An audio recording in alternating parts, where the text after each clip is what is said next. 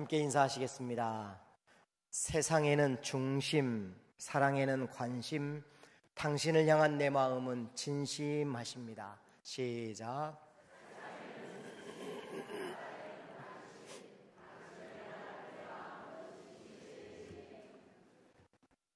가슴에 손을 얹고 함께 고백하시죠. 하나님은 우리 예배를 기뻐하심을 믿습니다. 하나님은 우리의 예배 가운데 임재하심을 믿습니다. 하나님은 예배를 통해 가장 확실하게 말씀하심을 믿습니다. 아멘. 비가 많이 왔습니다. 비가 오는 날에는 반드시 교회에 나와야 됩니다. 왠지 아세요? 비 오는 날 안 나오는 사람을 비신자라고 부르거든요. 반드시 교회 나오는 게 훨씬 좋습니다. 오늘 잘 나오신 줄 믿습니다. 구약학 교수이신 우리 김태훈 교수님 수업 시간에 가끔 이런 이야기 하셨습니다. 신학교 입학 시험에 구약 시험지가 나가면 이런 문제가 있다고 합니다. 최초로 돌에 맞아 순교한 사람은 누구인가 하고 네모가 3칸이 있습니다. 3글자라는 거죠. 답이 뭘까요? 그런데 의외로 골리앗이라고 쓴 사람이 있다고 합니다.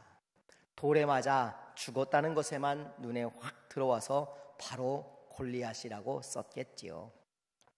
정답은 스데반입니다. 오늘은 돌에 맞아 순교한 스데반의 이야기를 하려고 합니다. 우리 잘 아는 여순 반란 사건 때의 일이지요. 손양원 목사님의 2 아들이 예수 믿는다는 이유로 총살을 당했습니다. 그때 손양원 목사님은 9가지 감사의 기도를 하나님 앞에 올려드렸습니다. 그 5번째 기도 내용이 예수 믿다 누워 편하게 죽어도 큰 복이라 하거늘 하물며 전도하다 총살당해 순교당했으니 더욱 감사. 6번째 기도에는 이런 내용입니다. 미국 유학 가려고 준비하던 내 아들, 미국보다 더 좋은 천국에 갔으니 내 마음 안심되어 감사. 2 아들을 잃은 슬픔을 무엇으로 다 표현할 수 있겠습니까? 손양원 목사님은 오히려 2 아들 순교를 하나님께 영광 올려드리며 감사했습니다. 순교라는 말의 손자는 따라 죽을 순입니다. 순교는 아무나 감당할 수 없는 일이지요. 스데반의 순교는 바울이라는 교회의 역사의 위대한 선교사를 해산하는 계기도 되었습니다. 여러분, 택시 기사 한 분이 술 취한 사람을 태웠습니다. 그런데 이 손님이 차를 타자마자 코를 풉니다. 한두 번이 아닙니다. 여러 번 코를 풉니다. 한참을 찾다가 부탁을 합니다. 손님, 이제 그만 좀 푸시지요. 그 말을 들은 손님은 코 푸는 것을 꾹 참고 목적지에 도착했습니다. 손님이 내린 자리에 휴지를 정리하려고 치우다 보니 그 자리에는 코 묻은 돈 10,000원짜리 12장과 50,000원짜리 3장이 있었습니다. 그러자 기사는 탄식을 하며 말합니다. 그냥 코 마음껏 풀게 놔둘 걸. 손님이 지나간 자리입니다. 스데반이 돌에 맞아 순교한 그 자리는 어떻게 되었을까요? 지금 그곳에는 수도원이 세워져 있습니다. 그 수도원의 이야기를 해보려고 합니다. 여러분, 기독교의 상징은 십자가지요. 그런데 왜 십자가가 기독교의 상징인지 의외로 잘 모르십니다. 물론 우리 교인들은 이미 설명을 많이 들어보셨습니다. 원래 기독교의 상징은 물고기였습니다. 그런데 기독교를 국교로 인정한 콘스탄틴 황제가 십자가형을 없앴습니다. 그리고 그의 어머니 헬레나의 영향이 무척 큽니다. 아들의 요청으로 어머니가 60세에 기독교 신자가 됩니다. 그리고 80세에 예루살렘 성지 순례를 떠나게 됩니다. 예루살렘에서 헬레나는 골고다 언덕에 서 있는 비너스 신전을 보게 됩니다. 그리고는 헐라고, 당장 헐라고 명령을 내렸습니다. 그리고 그 허는 과정에서 세 개의 십자가가 그 골고다에서 발견이 된 것입니다. 어느 게 주님의 십자가인지 확인하고 싶어 견딜 수 없었습니다. 어떻게 찾을지 방법이 서질 않았습니다. 당시 대주교의 제안으로 환자들을 데려다가 십자가를 만지게 했습니다. 두 개의 십자가에는 환자들이 변화가 일어나지 않습니다. 그런데 한 개의 십자가에 중한 병에 걸린 사람들이 치유되는 놀라운 경험이 일어납니다. 이것이 계기가 되어 기독교의 상징은 물고기에서 십자가로 그 상징이 바뀌었습니다. 그래서 예수님의 제자들이 십자가를 봤을 때 은혜 받을까요? 아니요. 예수님의 제자들이 십자가를 바라본다면 치를 떨었을 것입니다. 왜냐하면 스승이신 주님이 저기에 죽으셨기 때문입니다. 기독교의 상징이 십자가가 되기까지 이런 재미있는 배경이 있는데요. 이제 이 십자가 발굴을 시작으로 해서 재미있는 현상 하나가 일어납니다. 4세기, 5세기경에 초대교회를 비롯한 구약의 모든 성경의 스토리들의 유물들을 찾기 위한 대대적인 운동이 4세기, 5세기에 많이 일어나기 시작합니다. 실제로 좋은 결과들도 있었습니다. 그런데 전설 같은 이야기도 종종 등장합니다. 그런데 여러분, 전설 같은 이야기 믿어야 될까요? 안 믿어야 될까요? 믿어요? 안 믿어요? 답을 좀 하시죠. 믿어요? 안 믿어요? 예? 안 믿어요? 믿어요? 자기 마음대로 소견에 오른 대로 하셔도 괜찮습니다. 그런데 굳이 꼭 믿을 필요는 없을 것 같습니다. 그런데 전설 같은 이야기, 전설의 고향 재미있나요? 없나요? 재밌어요. 저 어렸을 때 무서운데 봐요. 무서운데 또 전설의 고향을 기다려요. 뭔 꽝 소리 나면 큰 바위 위에 전설의 고향 한문으로 써 있고, 조금 있으면 아저씨 한 분의 목소리가 들려요. 이 이야기는 함경북도 어디에서 지어지는 이 이야기가 막 시작이 된단 말입니다. 스데반의 재미있는 전설을 이야기해 보려고 합니다. 스데반이 돌에 맞아 죽은 자리, 그 자리에 기념 수도원이 생겼습니다. 그리고 그 교회 안에 스데반의 일생이 그려진 벽화로 가득합니다. 그 중에 재미있는 그림이 하나 있습니다. 최고의 율법학자였던 가말리엘이 스데반의 시신을 옮기는 벽화가 그려져 있습니다. 수도원의 책자에 의하면 성경 아닙니다. 수도원의 책자에 의하면 스데반과 니고데모 그리고 바울은 가말리엘의 문하생이었다고 전합니다. 사울은 스데반의 또한 사촌이었다고도 전하는 그 책이 있더라는 겁니다. 가말리엘은 아들과 함께 예수를 메시아로 믿었다는 이야기까지 그 수도원이 전하는 책자에는 담겨져 있다는 것입니다. 이 이야기의 핵심 출처가 어디이냐? 루키아누스라는 사제가 자신의 꿈에서 가말리엘을 3번 만났다고 주장하면서 시작이 됩니다. 가말리엘이 꿈에 나타나 스데반이 돌에 맞아 순교한 이후 아무렇게나 버려졌을 때 자신이 그의 시신을 수습했다고 밝힙니다.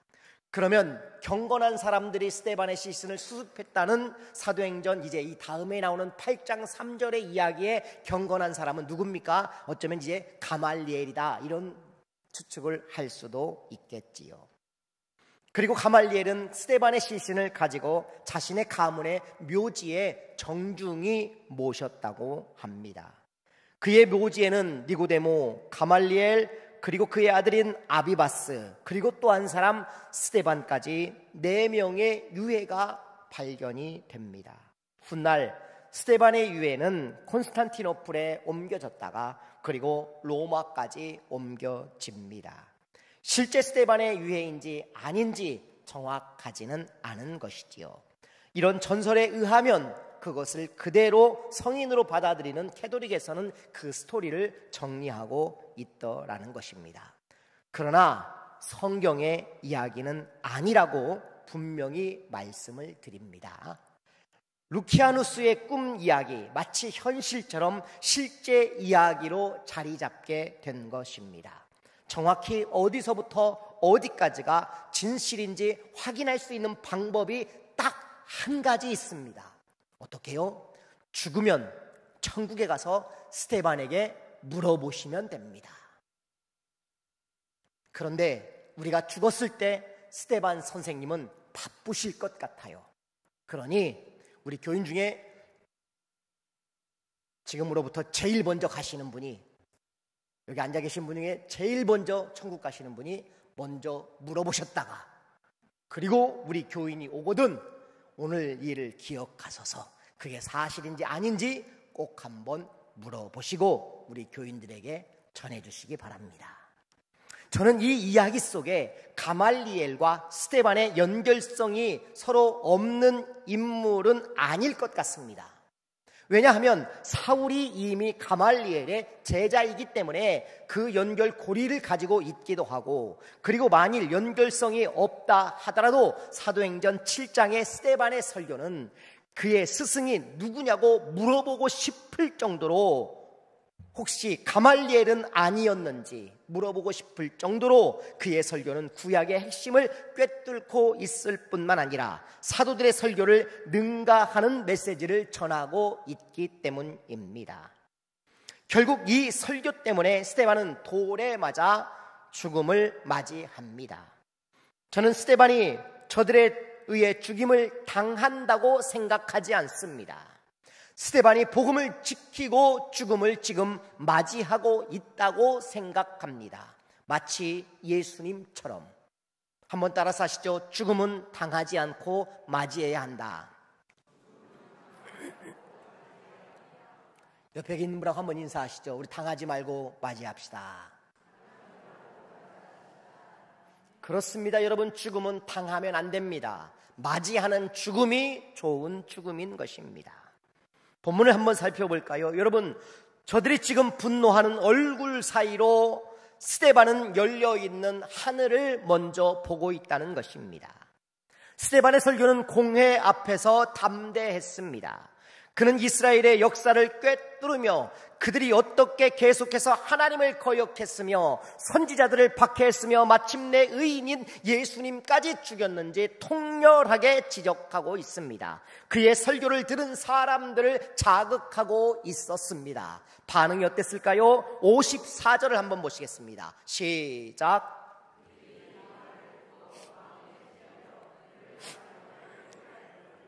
아멘. 진리의 말씀 앞에 그들의 마음이 먼저 찔렸다는 것입니다. 찔렸다면 그 이야기가 틀린 이야기가 아니라는 의미인 겁니다. 그런데 회개를 하지 않고 분노와 살의를 선택한 그들입니다.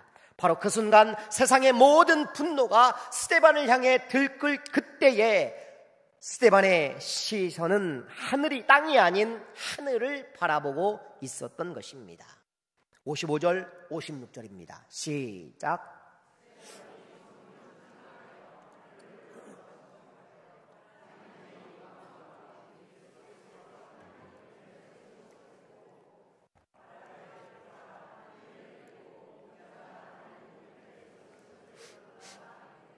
아멘. 여러분, 얼마나 아름다운 문장입니까? 이것이 바로 성령 충만한 사람의 시선입니다. 세상이 나를 향해 이를 갈고 분노할 때에, 억울하고 고통스러운 상황에 처했을지라도 우리의 눈은 어디를 향해야 합니까? 하늘을 향해야 하는 것입니다. 고린도서 4장 8절을 같이 한번 읽어보시겠습니다. 우리가 사방으로 우겨쌈을 당하여도 쌓이지 아니하며 답답한 일을 당하여도 낙심하지 아니하며 사방으로 우겨쌈을 당할 때, 여러분, 사방으로 우겨쌈을 당할 때 우리를 지켜보시는 주님이 계시다는 겁니다.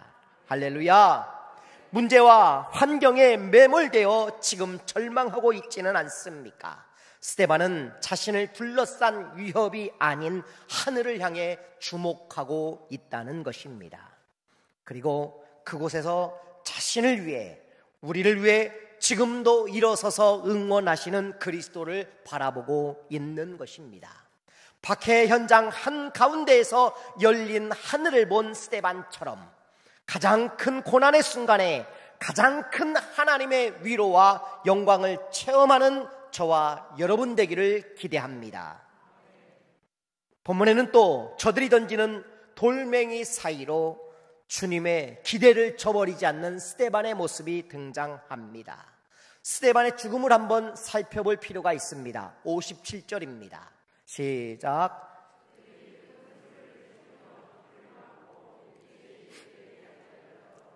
아멘. 소리를 지르며 달려듭니다. 입 닥치라고 했을 겁니다. 그만해라고 외쳤을 것입니다. 그리고 귀를 막아섭니다. 왜일까요? 신성 모독에 대한 반응입니다. 유대인들에게는 하나님의 이름을 모독하는 것을 절대로 용납하지 않습니다. 스데반이 56절에 뭐라고 말하고 있느냐? 인자가 하나님 우편에 서신 것을 보노라 라고 말하고 있었기 때문입니다. 여러분, 공회원들은 예수라는 인간이 어떻게 하나님과 동등한 자리에 있을 수 있느냐, 이는 신성 모독이라고 본 것입니다. 거기에 지금 분노하고 있는 것입니다. 신성 모독의 유대인들은 자신의 귀를 틀어막고 영혼을 더럽히지 않아야 한다라는 관습이 있었던 것입니다. 58절을 또 보겠습니다. 시작.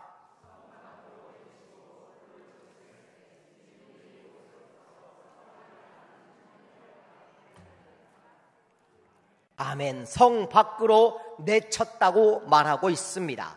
레위기 24장에 보면요, 14절에 이런 말씀이 나옵니다. 그 저주한 사람을 진영 밖으로 끌어내어 하나님을 저주한 사람을 말하고 있는 것입니다. 신성 모독의 죄를 지은 사람을 말하고 있다는 것입니다. 그 사람을 진영 밖으로 끌어내라는 율법적 원칙에 따라 그들은 공동체에서 분리되어야 한다는 원칙을 유대인들은 세우고 있었던 것입니다. 예수님께서 예루살렘 성 밖에 골고다에서 십자가형을 당하신 것도 이러한 율법적 배경과 무관하지 않은 것이지요. 이는 스데반이 더 이상 이스라엘의 거룩한 공동체의 일원이 아님을 표현하는 것입니다. 그 다음 행동이 뭐였습니까? 돌로 칠세라고 기록되어져 있지요. 레위기 24장 16절을 또 한번 같이 읽어봅니다. 여호와의 이름을 모독하면 그를 반드시 죽일지니 온 회중이 돌로 그를 칠 것이니라.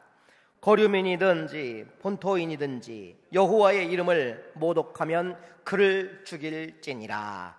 아멘. 하나님의 이름을 모독하는 자는 반드시 돌로 치라고 나와 있는데, 이것이 율법에 정해져 있는 사형의 형태 중에 하나인 투석형이라고 부릅니다.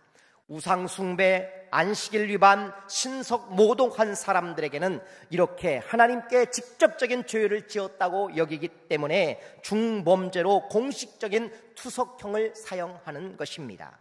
예수님도, 그런데 재미있게도 예수님도 돌에 맞아 죽을 뻔하셨던 적이 있었습니다.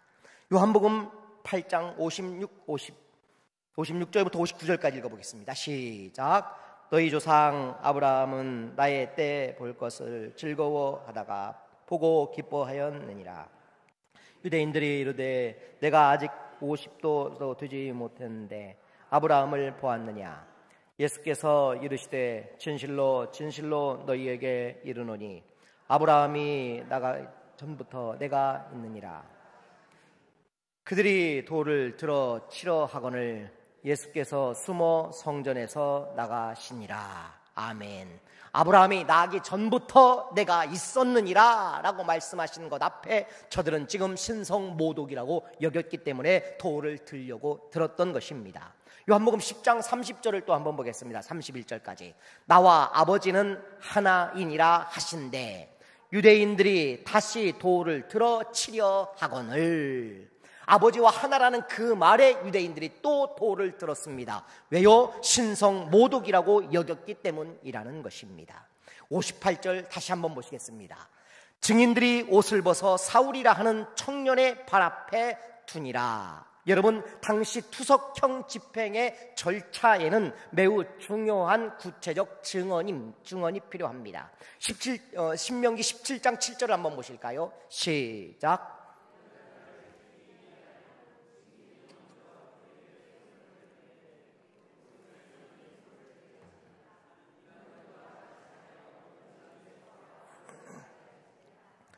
아멘. 누가 먼저 돌로 칩니까? 증인이 먼저 그에게 손을 댄다고 말합니다. 고소의 책임을 지는 증인이 먼저 돌로 그를 치라고 하는 것입니다. 그런데 여기에 보니까 무거운 돌을 던지기 위해 겉옷을 벗었습니다. 그리고 그 겉옷을 벗었다는 것은 단순한 의미가 아닙니다. 벗어서 누구의 발 앞에 두느냐? 사울의 발 앞에 두었다고 기록됩니다. 58절 다시 한번 띄워주시면 좋겠습니다. 58절에 보니까 증인들이 옷을 벗어 사울이라 하는 청년의 발 앞에 두었다고 말하지요. 요한복음 말고요, 네. 사도행전 본문 58절 한번 띄워주세요. 네. 빨간 글씨만 읽어볼까요? 시작.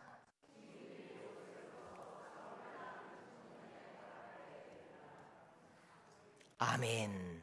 발 앞에 두었다는 의미는 뭡니까? 그 사람을 지금 권위자로 인정하고 있는 겁니다. 이 일을 적극적으로 동의하고 권위를 부여받은 사람이 누구였다는 겁니까? 사울이었다는 겁니다. 사울이 상관없는 사람이 아니라 스데반을 죽이는 일의 책임자가 사울이라는 의미입니다. 자, 이 이야기를 돕는 본문입니다. 사도행전 4장 35절 사도들의 발 앞에 두매. 37절 역시 사도들의 발 앞에 두니라. 5장 2절 그 값에서 얼마를 감춤해 그 아내도 알더라. 얼마만 가져다가 사도들의 발 앞에 두니. 그렇습니다. 사도들의 발 앞에 두었다고 말하는, 누구의 발 앞에 둔다는 의미는 권위자로 인정한다는 의미였던 것입니다. 다시 말하면 스데반은 사울과 함께 그 죽음이, 그의 스데반의 죽음이 스데반에게 무관하지 않았던 것입니다. 스데반의 순교의 장면은 당시 유대 사회와 율법, 그리고 재판 절차, 종교적 관념이 어떻게 실제적 사건 속에서 작동하고 있었는지를 구체적으로 보여주는 그런 본문이라고도 말할 수 있을 것 같습니다. 그들은 귀를 막고 소리를 지르며 스데반에게 달려들어 성 밖으로 끌어다가 돌을 던졌던 것입니다. 훗날 위대한 사도가 될 바울이 끔찍한 현장에 동참하고 있었던 것입니다. 돌에 맞아 그런데 쓰러져가는 이 스데반에게 두 마디 기도가 있었습니다. 첫 번째 기도는 뭘까요?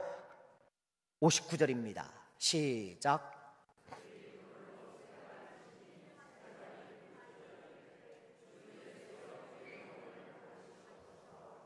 아멘. 주 예수여 내 영혼을 받으시옵소서.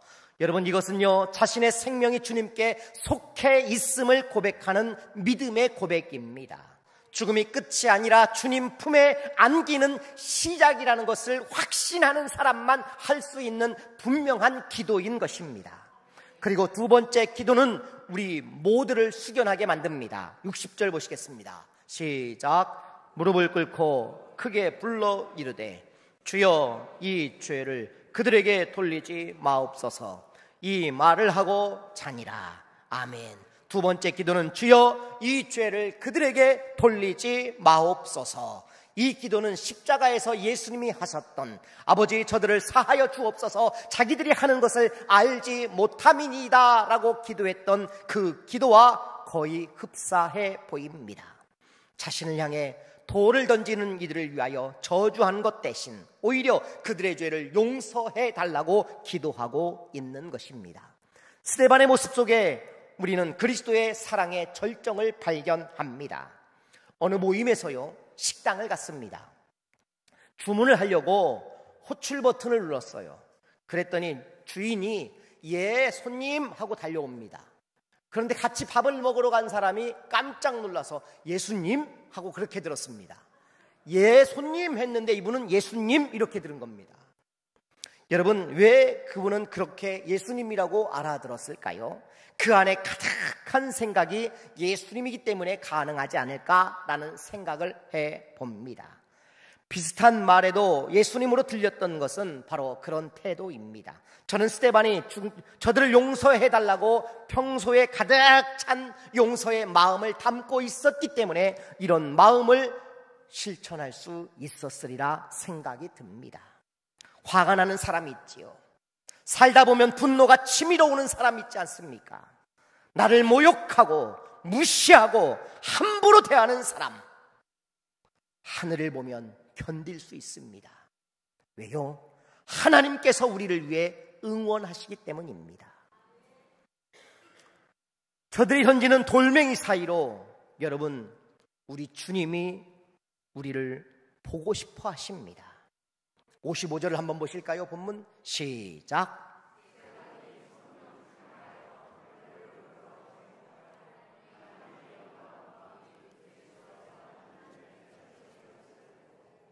아멘. 예수님이 지금 하나님 우편에 앉았습니까? 섰습니까? 서셨습니다. 샷다운과 여러분 스탠드업은 분명히 다르지 않습니까? 이 차이를 굳이 설명하지 않아도 우리가 아는 것 아닙니까? 앉았다는 것과 일어섰다는 것. 스탠드. 여러분 영어가 재밌지 않습니까? 스탠드. 서 있는 거, 서다. 그러면 I can understand. 무슨 말입니까? 예? 나는 물구나무를 선다. 그죠? I can understand. Yes, I can. 무슨 말입니까? 나는 깡통이다. 나는 can이다 아닙니까? Yes, I can. 이해하십시오. 제가 영어를 밤에만 배워서 낮에는 잘 안 되는 사람이라. 어쨌든 성경에 예수님께서 일어서는 순간은 놀랍게도 여기 딱 한 번입니다. 빠르게 한번 보실까요? 히브리서 10장 12절. 예, 하나님 우편에 앉으사. 마가복음 10장 19절. 하나님 우편에 앉으시니라.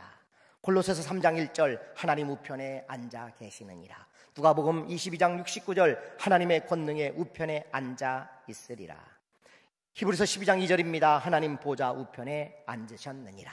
그렇습니다. 앉아 계신 주님이 스데반의 사건에서만 유일하게 일어선 것으로 스데반이 바라보았던 것입니다.